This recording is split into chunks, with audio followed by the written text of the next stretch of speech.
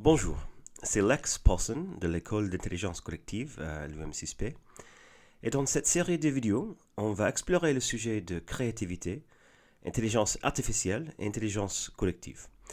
On va commencer avec quelques concepts de base sur la créativité, en explosant quelques idées reçues et en traitant un sujet qui s'appelle le flow, l'état de flow, flux en français, et qui est l'état optimal de la créativité selon des recherches qu'on va examiner, et comment on peut atteindre cet état optimal de la créativité en groupe. Les quatre conditions qui sont favorables à cet état de créativité maximale. On commence par le mythe. Un mythe, surtout dans nos cultures occidentales, c'est quoi la créativité et d'où elle vient. On dit souvent sur la créativité que les grands avancées, les avancées les plus disruptives qui a défini leurs époques, sont des fruits des travaux d'individus exceptionnels, des personnes exceptionnelles, quasi divins, comme Benjamin Franklin ou Léonard da Vinci. Et ce narratif autour des génies de créativité, il semble que ces personnes ne sont pas comme nous. Ils sont exceptionnels. Et ce qu'il a, c'est un don, c'est une qualité de génie qui est très rare, qui est pas distribuée à tout le monde. Et que les actes de génie, les actes de créativité les plus profondes, comme ici ces peintures, la découverte des principes de l'électricité par les expériences de Franklin, fin du XVIIIe siècle, qu'il s'agit d'une expérience presque miraculeuse, des petits miracles qui changent le monde. Donc voici quelques idées reçues. Et est-ce que les idées sont vraies ou non? Les grands génies de l'histoire, les personnes avec des réputations dans notre culture occidentale, d'avoir la plus grande créativité de la grecque ancien Archimède qui a dit Eureka, je l'ai trouvé. Abbas ibn Firnas, pionnier dans la science de flight, de comment voler. Isaac Newton, qui a découvert les principes de la gravité dans le XVIIe siècle. Et Shakespeare, bien sûr, dans le contexte littéraire. Picasso, Steve Jobs, dans tous ces différents domaines, on a ces idées, ces génies qui ne sont pas comme nous, qui ont des brainstorms miraculeux qui inventent des concepts ou des produits ou des œuvres d'art ou la littérature qui changent le monde.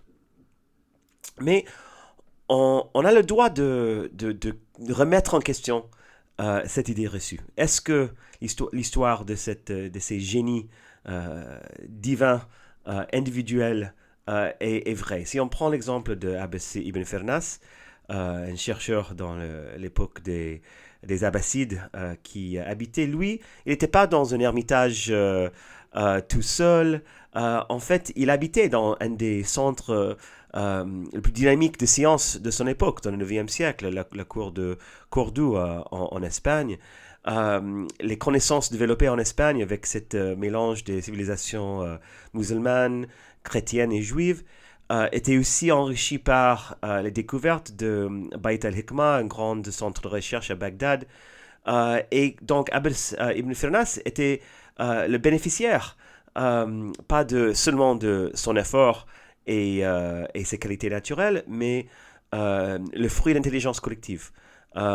Et ces expériences étaient reprises en différentes parties de l'Europe, par exemple comme Elmer de Malmesbury dans le XIe siècle.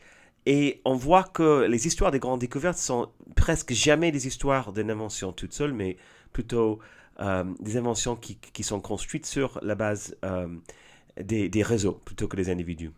Franklin, c'est un très bon exemple aussi. Sa découverte des principes de l'électricité, ce n'était pas un éclair de lucidité, mais en fait, si on lit sur la biographie de Franklin, des nombreuses et des nombreuses années des échecs, des impasses, et Franklin aussi bénéficiait des grands réseaux de savoir scientifique. C'était l'époque, 18e siècle, la naissance de la culture des cafés, des salons. Franklin lui-même était représentant des Américains à Londres, qui était un des centres des échanges scientifiques. C'était la première époque des journaux.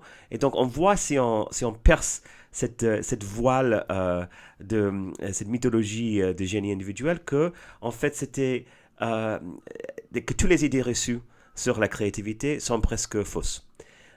C'était pas un individu tout seul, c'était pas un génie né, mais c'était une personne qui bénéficiait du pouvoir des réseaux et qui a donné un effort continu avec beaucoup d'impasse pour trouver les grandes découvertes.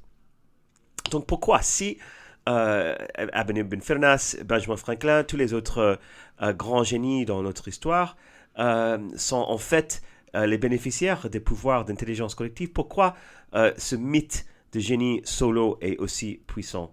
Parce que c'est plus simple de dire les histoires, de raconter les histoires autour des personnages singuliers que des personnages pluriels.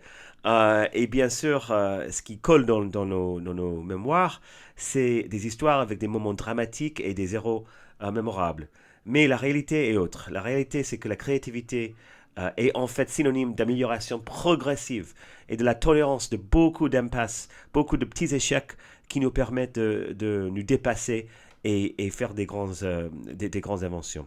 Le réseau, en fait, c'est le personnage principal de cette histoire.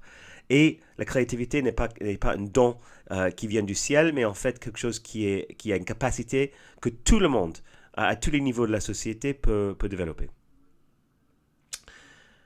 Très bien. Donc, dans la prochaine vidéo, on va explorer la naissance de brainstorming et la naissance de la créativité, la science de la créativité dans notre époque.